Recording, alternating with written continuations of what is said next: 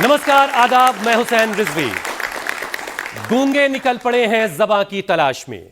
सरकार के खिलाफ ये साजिश तो देखिए। अब ये साजिश नहीं तो और क्या है कि इबादतों के महीने रमजान में लोगों को सरकार के खिलाफ धरना प्रदर्शन में लगा दिया जाए, लोगों को इबादतों से हटा दिया जाए। धरने प्रदर्शन के लिए तो साल के 11 महीने पड़े हैं। ये मौलाना शहाबुद्दीन रजवी साहब कह रहे हैं। आजकल कैमरे पर काफी दिखाई देते हैं, सुर्खियों में है। दरअसल all India Muslim personal law board ने वक्फ को लेकर दिल्ली में एक धरने का ऐलान किया है। चलो जंतर मंतर दिल्ली का नारा दिया गया है। 17 मार्च को दिल्ली में बड़ा जमावड़ा लगने वाला है। जाहिर है देश भर से मुसलमान दिल्ली पहुंचेंगे, लेकिन महीना रमजान का चल रहा है, लोगों की इबादतें छूट सकती हैं और इसीलिए एक मुसलमान को मुसलमानों के खिलाफ, मुसलमानों की एक तंजीम की ये एक साजिश सी नजर आती है। मौलाना ने कहा कि बोर्ड को अपने धरने का फैसला फौरन टाल देना चाहिए। मौलाना शहाबुद्दीन ने उन लोगों को भी आड़े हाथों लिया जो ये कहते हैं कि भारत में मुसलमान सुरक्षित नहीं है। उन्होंने कहा कि भारत में मुसलमान पूरी आजादी के साथ जिंदगी जीते हैं, अपने सभी पर्व और त्योहार मनाते हैं, और जिन लोगों को दिक्कत है, परेशानी है, उन्हें पाकिस्तान और बांग्लादेश जैसे देशों में भेज देना चाहिए। तो अब बड़ा सवाल यह है कि क्या वाकई भारत में मुसलमान पाबंदियों में जी रहा है? क्या भारतीय मुसलमानों को हिंदुओं से कम आजादी हासिल है? क्या भारत में मुसलमान दोयम दर्जे का शहरी है? आज हम इन्हीं सवालों के जवाब तलाशेंगे अपने खास मेहमानों के साथ। तो चलिए सबसे पहले आपकी मुलाकात अपने मेहमानों से करवाते हैं। स्वागत कीजिए जोरदार तालियों के साथ शफी दहलवी साहब का।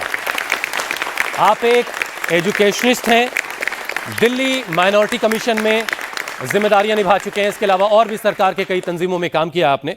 और स्वागत कीजिए डॉक्टर तस्लीम रहमानी साहब का। मुस्लिम पॉलिटिकल काउंसिल ऑफ इंडिया के प्रेसिडेंट, एक प्रेशर ग्रुप के तौर पर काम करते हैं। इससे पहले कि हम बातचीत की शुरुआत करें, एक और जरूरी जानकारी आपको दे दें। अंतर्राष्ट्रीय धार्मिक स्वतंत्रता, पहले उससे एक बात और जरूरी है सुनना। किसी भी एक समाज के लिए बहुत सारे पैमाने होते हैं कि वो आजादी से अपनी जिंदगी बसर कर पा रहा है या कुछ मुश्किलें पेश आ रही हैं। उसमें एक बात है धार्मिक स्वतंत्रता की, सामाजिक आर्थिक स्थिति, उसकी साक्षरता बढ़ रही है, कितनी बढ़ रही है, और बहुत सारी रिपोर्ट्स अगर आई हैं उसके स्टेटस को लेकर के, उन सारी चीज़ों पर गौर किया जा सकता है। उसका राजनीतिक प्रतिनिधित्व कितना है, सरकार में उसकी हिस्सेदारी कितनी है, इससे भी समाज के बारे में आप पता कर सकते हैं। और जो अलग अलग नीतियां बनाई जा रही हैं सरकार की तरफ से अलग अलग वक्त में, उसमें उसकी कितनी भागीदारी, ये सारी बातें किसी एक समाज की हालत को कैलकुलेट करने के लिए आप नजर में रख सकते हैं। बहरहाल अंतर्राष्ट्रीय धार्मिक स्वतंत्रता पर अमेरिकी आयोग USCIRF की रिपोर्ट है, उसमें भारत को विशेष चिंता का देश कहा गया, कंट्री ऑफ पर्टिकुलर कंसर्न घोषित करने की मांग की गई थी। इस रिपोर्ट में धार्मिक अल्पसंख्यकों, खासतौर से हिंदुस्तान में मुसलमानों के खिलाफ हिंसा, नफरत से भरे भाषण और भेदभावपूर्ण नीतियों के बारे में बताया गया। हालांकि भारतीय विदेश मंत्रालय ने इस रिपोर्ट को पक्षपाती और एजेंडा से प्रेरित बताते हुए खारिज कर दिया। और मौलाना शहाबुद्दीन रजवी साहब हैं, जिनके बयान की जिक्र मैंने सबसे पहले किया कि वो किस तरीके से उन लोगों को घेर रहे हैं जो भारतीय मुसलमानों की सुरक्षा का सवाल उठा करके सरकार को घेरने की कोशिश करते हैं। जरा पहले उनको सुनिए, फिर हम चर्चा की शुरुआत करेंगे। कौन सा तरीका है कि रमजान शरीफ के मुकद्दस महीने में धरना प्रदर्शन का ऐलान करना? यह समझना चाहिए इनके लोगों को कि रमजान शरीफ का महीना पूरे 11 महीने के बाद एक महीना ऐसा आता है जिसमें खुदा की इबादत की जाती है। तो खुदा की इबादत को छोड़ करके मुसलमानों को सियासी काम में लगाना, धरना प्रदर्शन में लगाना, ये कहां का तरीका है, ये कहां का वसूल है? रमजान का महीना इबादत के लिए है, ये महीना धरना प्रदर्शन के लिए नहीं है। बाकी 11 महीने हैं, उस 11 महीने में किसी दिन भी चाहे जो चाहे वो धरना प्रदर्शन लगाए और संशोधन वक्फ बिल पर जो चाहे अपना नजरिया पेश करे।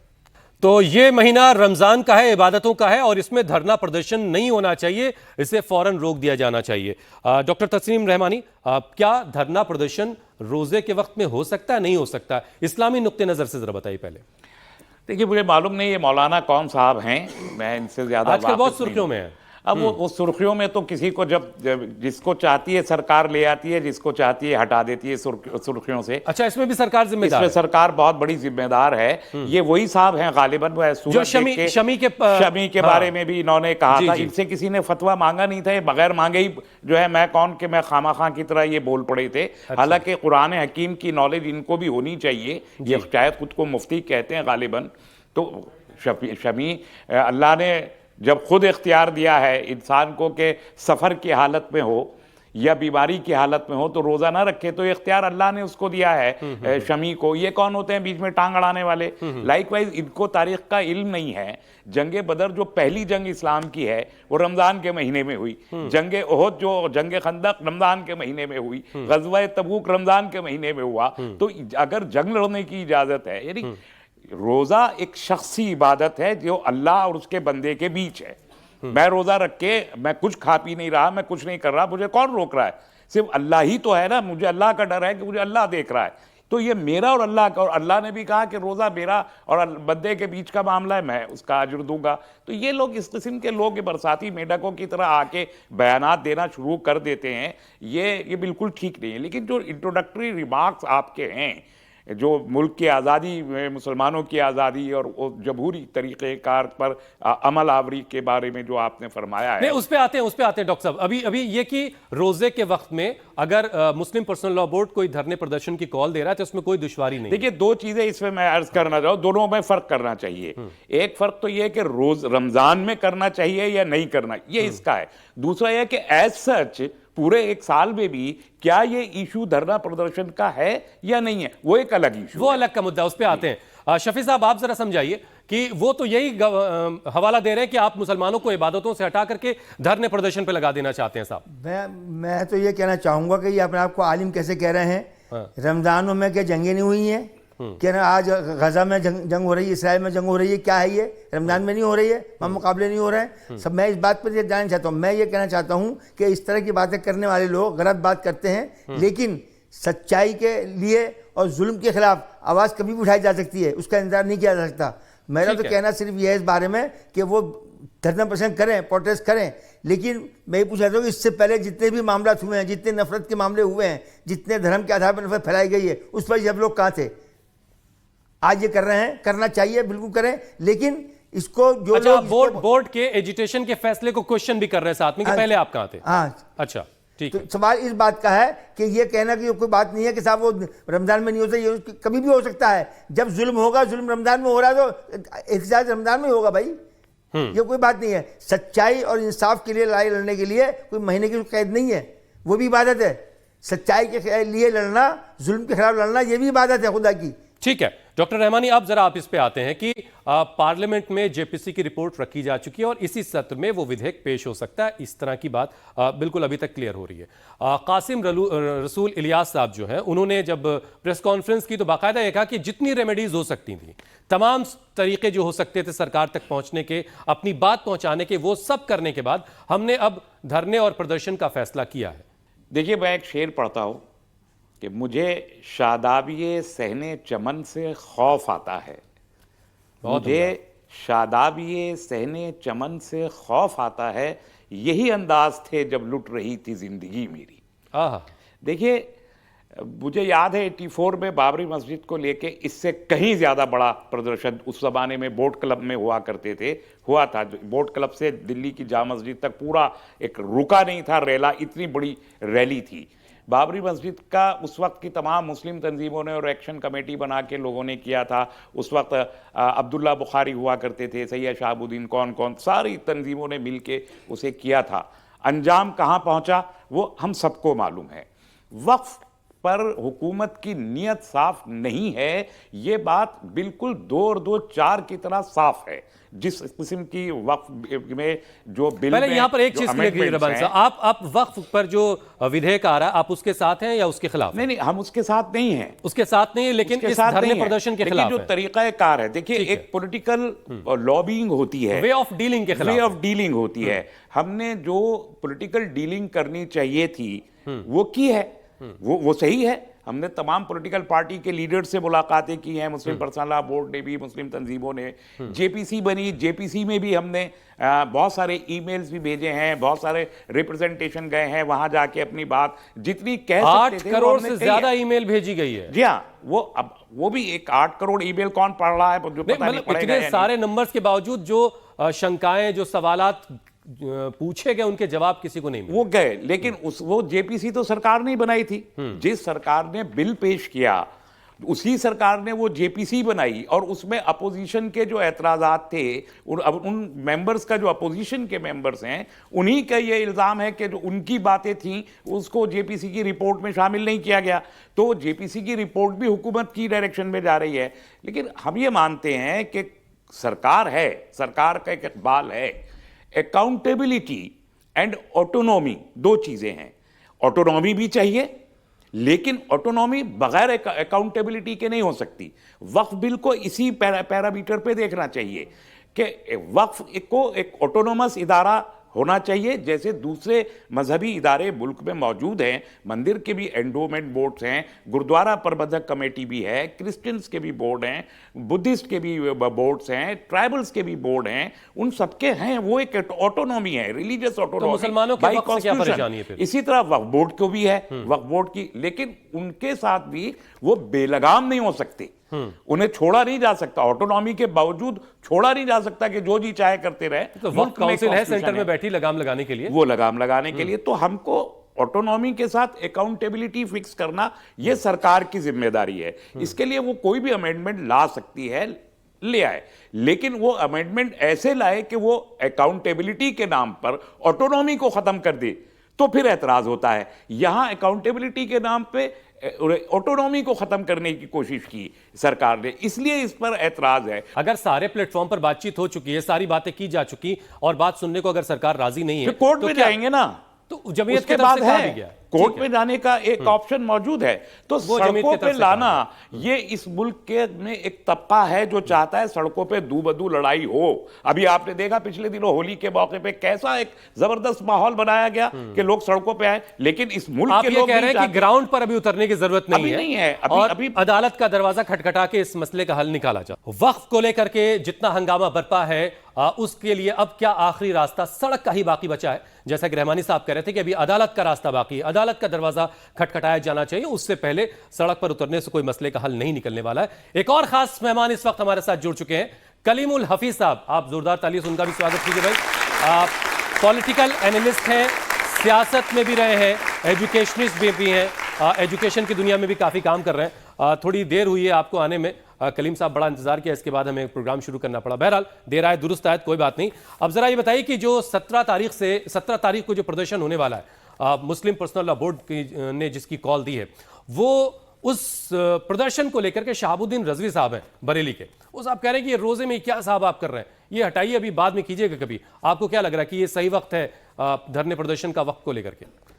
देखिए, इसके दो पहलू हैं। पहले तो वो इस्लामिक हिस्ट्री से वाकिफ नहीं है। इस्लामिक हिस्ट्री में 3 फतुहात हुई है। पहली जंग बदर, जो ऐसे लफ्जों का इस्तेमाल, फतुहात आपने कह दिया, यहाँ बैठे बच्चे नहीं समझ पाएंगे। 3 विजय हासिल हुई, 3 मेजर विक्ट्री है, जिसमें एक जंग बदर है, दूसरी फतह मक्का है, यानी मक्का को जब फतह किया है, जीता है, और तीसरी मस्जिद अक्सा है, अल अक्सा है, जो सलाउद्दीन अय्यूबी साहब के लीडरशिप में जीती गई। ये तीनों रमजान में हुई। जंग बदर 17वें रमजान को, और फतेह मक्का 10वें रमजान को। गलत बात के खिलाफ आवाज उठाने के लिए कोई पाबंदी नहीं है, कभी भी उठाई जा सकती है। पाबंदी की बात नहीं है। हाँ। उनको ये एहसास होना चाहिए कि ये एक ऐसा मुबारक मौका है कि इसमें जो इस्लाम के मानने वालों के जज्बात और प्योरीफाई हो जाते हैं, और वो अपनी सच्चाई से लड़ने के लिए ज़्यादा उनमें जज्बा होता है। दूसरी बात, ये मुल्क संविधान से चलता है, और संविधान किसी मजहब के साथ नहीं चलता, उसका अपना एक कैलेंडर है। अभी पार्लियामेंट का सेशन चल रहा है जिसमें ये बिल पेश होना है, तो यही राइट टाइम है जमहूरियत में अपनी मुखालफत दर्ज कराने का। तो अगर मुस्लिम पर्सनल लॉ बोर्ड इस दौरान अपना प्रदर्शन करता है तो मेरी नज़र से बिल्कुल सही है।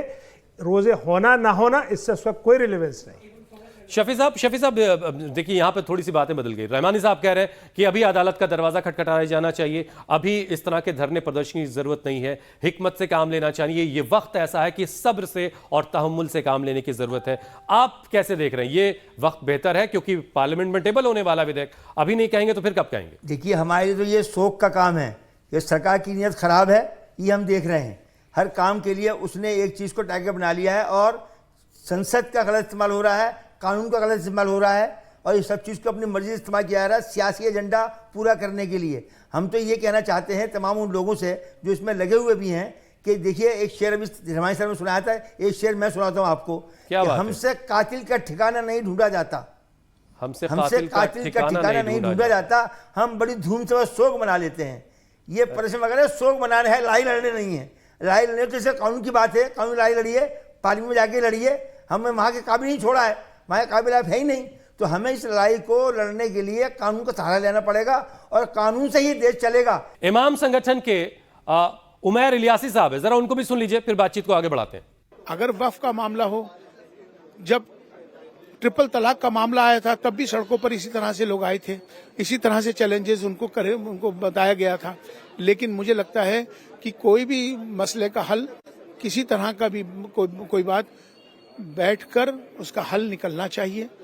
जिस तरह से सरकार ने जेपीसी का ऐलान किया, उसकी लगातार देश भर में बैठकें हुई, स्टेक होल्डर्स को बुलाया गया, तो इसका मतलब क्या है? इसका मतलब सरकार संजीदा है, वो चाहती है कि चूंकि अमेंडमेंट एक संशोधन जो एक प्रक्रिया है जो समय अनुसार होती आई है, और मुझे लगता है कि अगर संशोधन में अगर बैठकर स्टेक होल्डर्स बैठ के सही उस पर राय बन जाए तो उसमें बुराई की क्या बात है। लेकिन मुश्किल ये है कि चूंकि भारतीय जनता पार्टी संशोधन का समय में कर रही है, इसलिए उनको प्रॉब्लम है। रहमानी साहब क्या दिक्कत है भाई? उमैर इलियासी अबाओ कबा, चेहरे पे अच्छी खासी दाढ़ी है, सिर पे टोपी है और कह रहे हैं कि सरकार की मंशा बहुत अच्छी है, आप लोगों को जबरदस्ती दिक्कत है भाई? वो तो जाहिर है कि तन अनुरागी मन बैरागी, कदम कदम दुश्वारी है, जीवन जीना सहल न जानो बहुत बड़ी फनकारी है।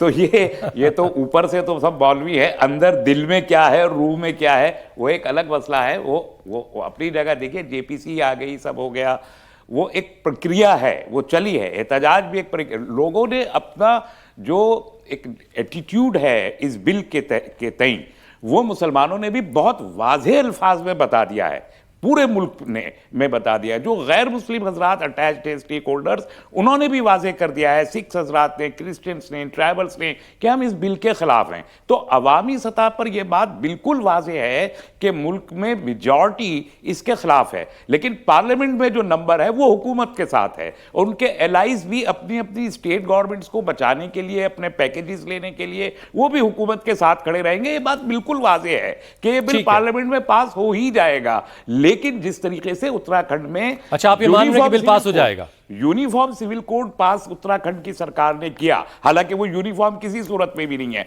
और वो अदालत में चैलेंज हो गया, स्टे हुआ पड़ा है। यही हाल इसका होना है। हुकूमत की मंशा देखिए, हुकूमत की प्रॉब्लम क्या है, हुकूमत की नहीं बल्कि ये प्रॉब्लम है बीजेपी की।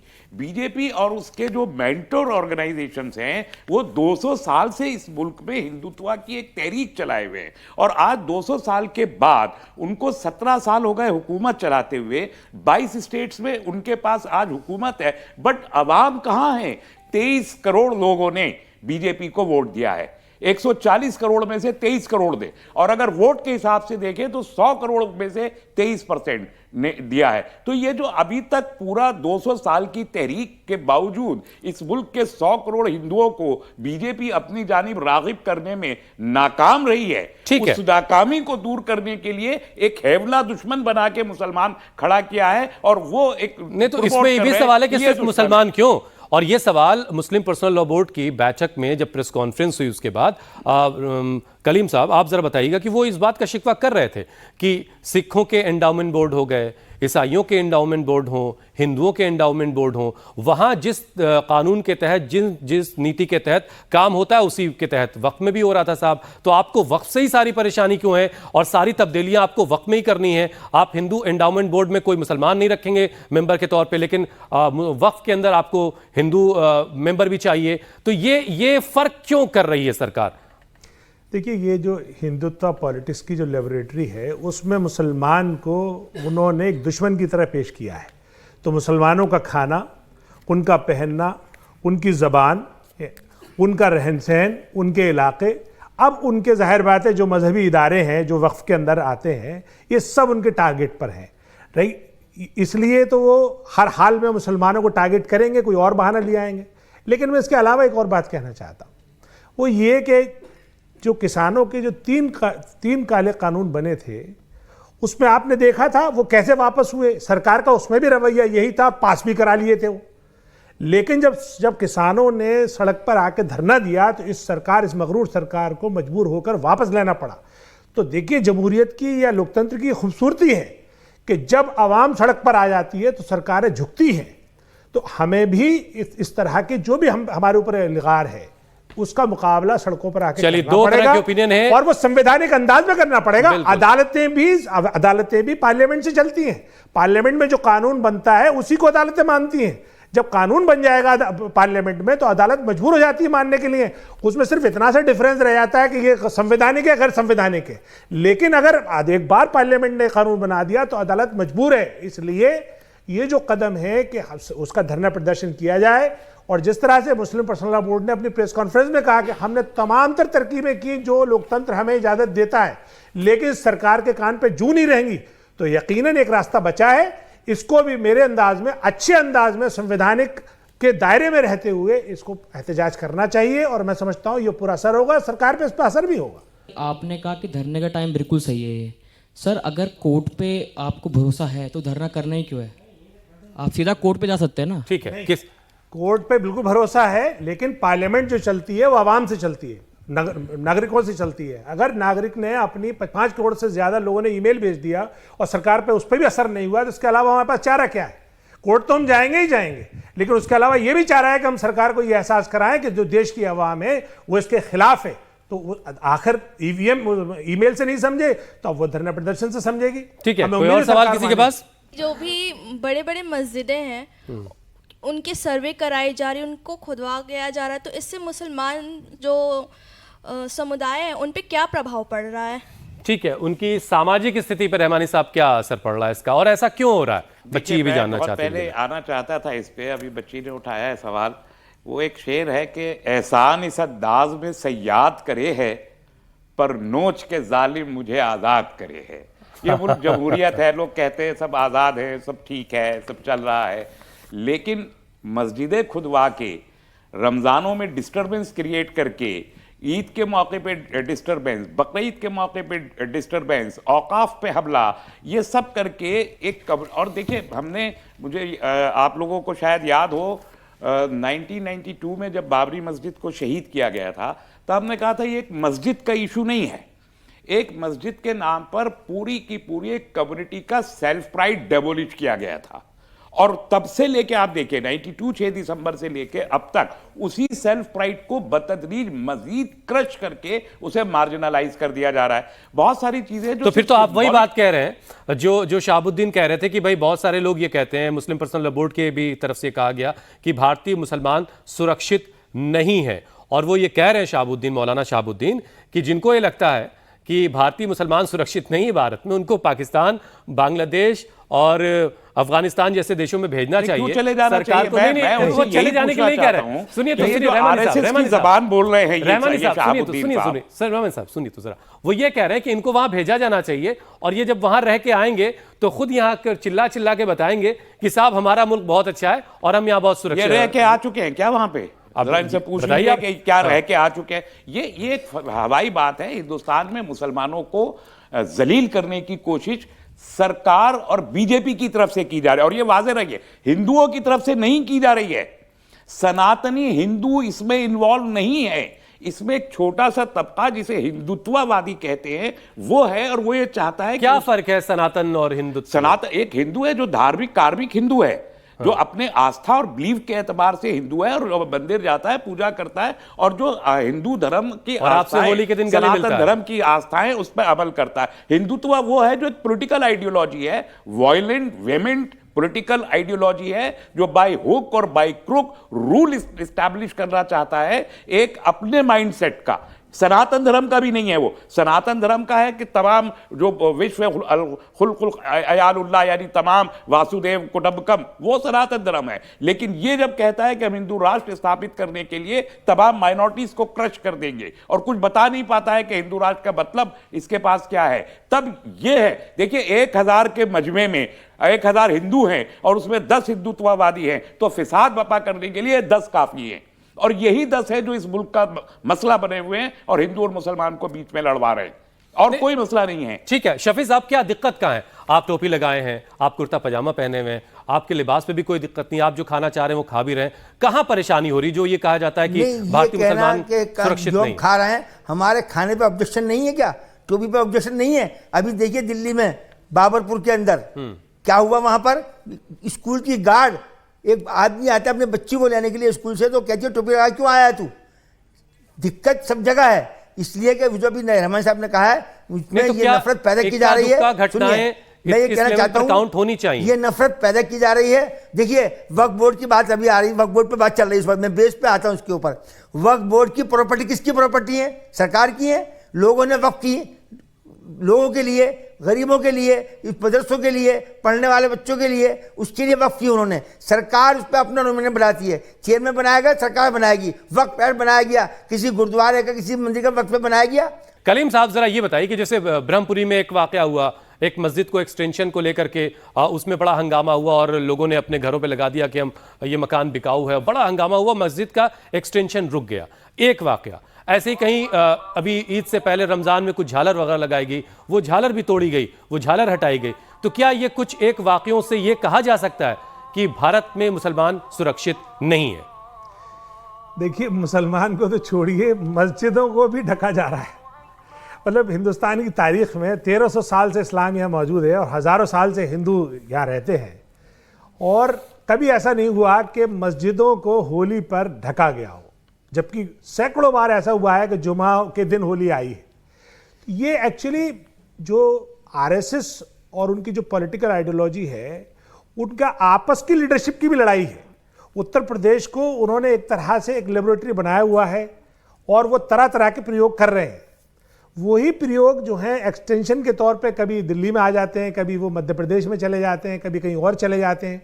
सच्चाई ये है कि इसका जो राजनीतिक पहलू है, कभी कभी रोजा अफ्तार में भी जाते हैं। प्रवेश वर्मा साहब कल थे रोजा अफ्तार पार्टी में। ये तो देखिए ऐसा है कि हमेशा आरएसएस का और इनका एक कल्चर रहा है कि इनके ये कहते कुछ और है, करते कुछ और है। इंद्रेश साहब भी गए हुए थे। जी हाँ, इनका डुअल करेक्टर हमेशा नाटक है, सब नाटक हमेशा डुअल करेक्टर रहा है। ये वही प्रवेश वर्मा है जो मस्जिदों के सर्वे करा रहे थे, बैठे बैठे सब नाजायज बनी हुई है, मस्जिदों को सर्वे कराया था, जिसका मैंने सर्वे किया जाके। इसलिए देखिए यही सियासत समझने की जरूरत है कि आरएसएस का जो डिजाइन है वो ये है कि हमें राजनीतिक तौर पे मुसलमानों को देश के विरोध में दिखाना है, ताकि जो मेजोरिटी है वो उनके फेवर में पोलराइज हो सके।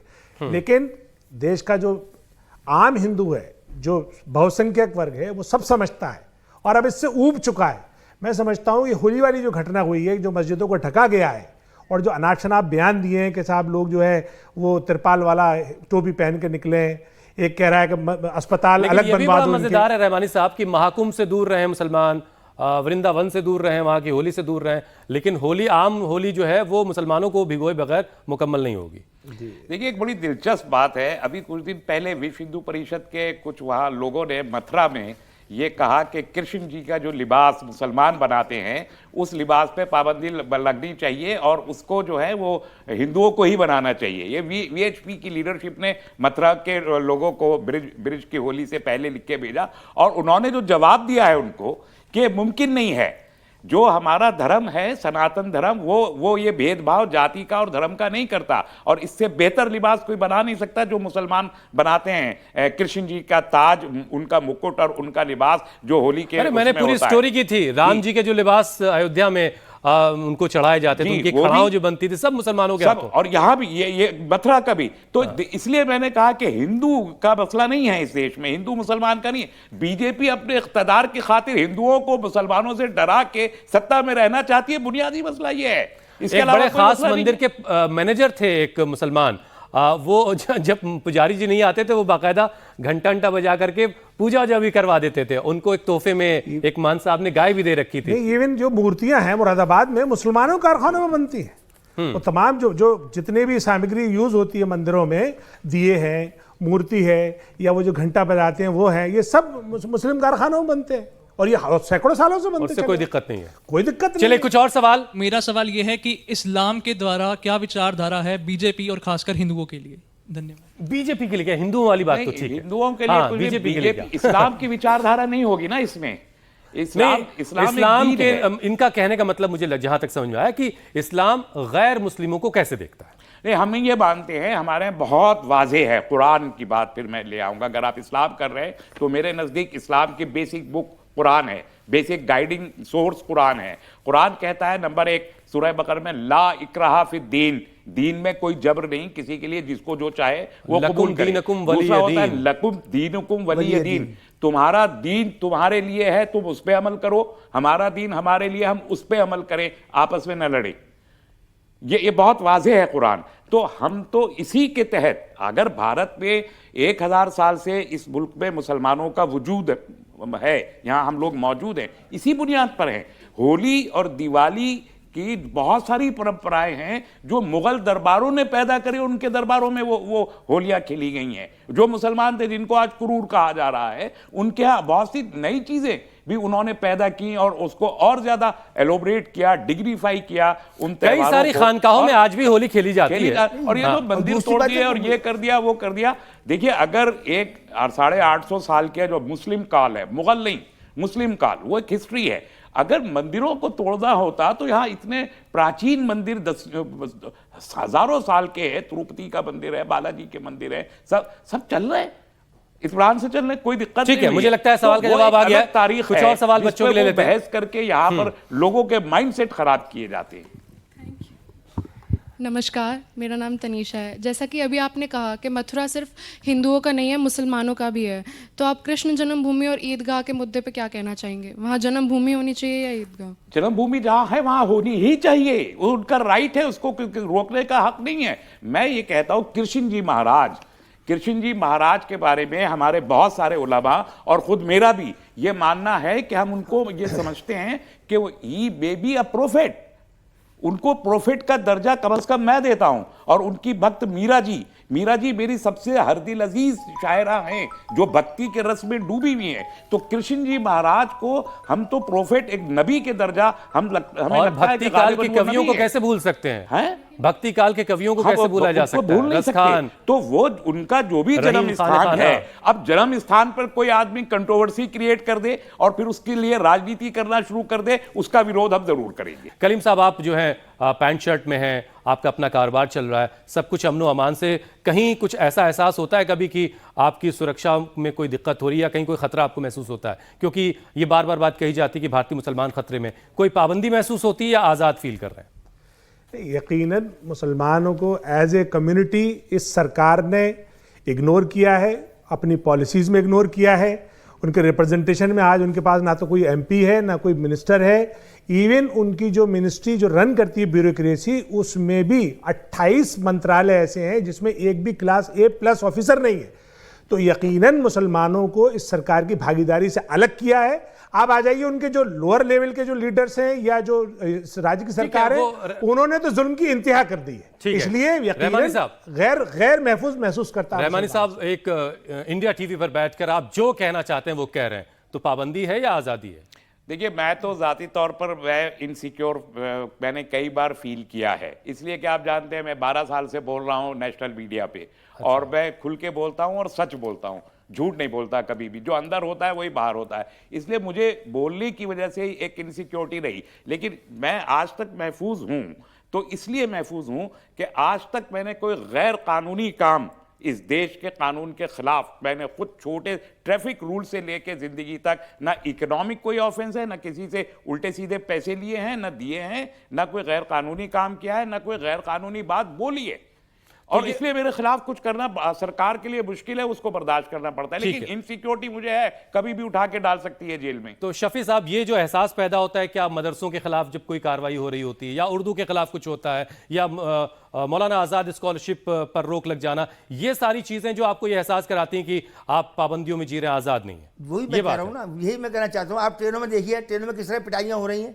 आप देखिए किस तरह से इंदौर में क्या हुआ है। एक आदमी हाजी शहजाद उसका नाम था, उसको उसमें इन्वॉल्व किया गया और उसका पूरा मकान तोड़ दिया गया। और अभी एक खबर मैंने अखबार में फिर पढ़ी है कि 300 मुसलमान मकान तोड़ने की तैयारी हो रही है इंदौर में ही। अब ये क्या है, किस चीज़ को पैदा कर रहे हैं? ये टेरर पैदा कर रहे हैं, गुस्सा पैदा कर रहे हैं, नफरत पैदा कर रहे हैं।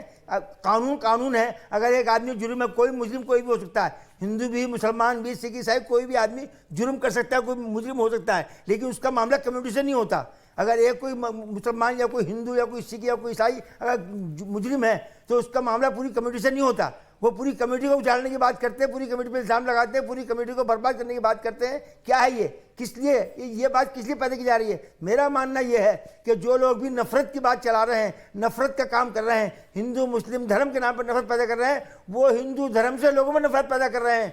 क्योंकि हमारा धर्म, मैं आपको धर्म के बताऊं अपने, कोई भी हमारा मजहब सुनिए, हमारा मजहब क्या कहता है कि अगर तेरा पड़ोसी भूखा है और तूने बैठ के खाना खा लिया तो एक एक निवाला हराम का खाया। पड़ोसी का सवाल है, हिंदू मुसलमान सवाल नहीं है। चाहे हिंदू हो, मुसलमान हो, कोई भी हो, अगर तेरा पड़ोसी भूखा है और खाना नहीं खाया तो तू खाना नहीं खा सकता। नंबर 2, अल्लाह ताला फरमाता है कुरान के अंदर कि तुम जमीन वालों पर रहम करो, मैं तुम पर रहम करूंगा, जमीन वालों पे। ठीक है। और वैसे भी कहा जाता है कि हुकूमतें जो हैं वो जबर के साथ नहीं चल सकती, कुफ्र के साथ तो बहरहाल चल सकती। बहरहाल आपको अगर ये प्रोग्राम और बेहतर बनाना है, इसके लिए कोई सुझाव देना चाहते हैं तो आप mail@indiatvnews.com के जरिए अपनी बात मुझ तक पहुंचा सकते हैं। आप सीधे मुझसे जुड़ सकते हैं @D_Hussain-Rizvi के जरिए।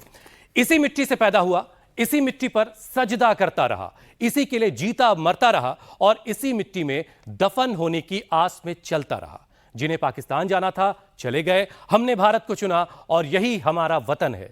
यह भारतीय मुसलमानों की आवाज है जिनकी शिकायत है कि वक्फ समेत कई और मुद्दों पर उनकी आवाज को लगातार अनसुना किया जा रहा है। यह शिकायत रहनुमा से है और लोग यह भी कह रहे हैं कि यह दौर तो रहनुमाओं पर फिदा होने का है।